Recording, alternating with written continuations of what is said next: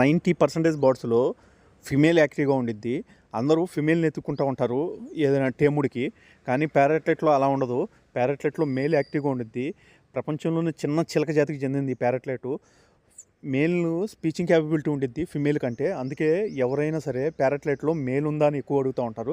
కానీ ఏంటంటే చిక్స్లో మేల్ దొరకడం చాలా కష్టం ప్యారెట్లెట్లో. మిగతా బర్డ్స్లో మేల్ ఎక్కువగా ఉంటాయి, ఫిమేల్ తక్కువగా ఉంటాయి. ప్యారెట్లెట్లో ఏమైందంటే మేల్స్ తక్కువ, ఫిమేల్స్ ఎక్కువగా ఉంటాయి. పైగా ఏంటంటే ఒకవేళ మేల్స్ పుట్టినా సరే అందరూ ఏం చేస్తారంటే వాటిని టేముడు చేసుకొని కొద్దిగా స్పీచింగ్ కేపబిలిటీ వచ్చిన తర్వాత దాన్ని అమ్ముకుంటూ ఉంటారు ట్రైనింగ్ ఇచ్చి. అందుకని మేల్స్ చిక్స్ దొరకట్లేదు.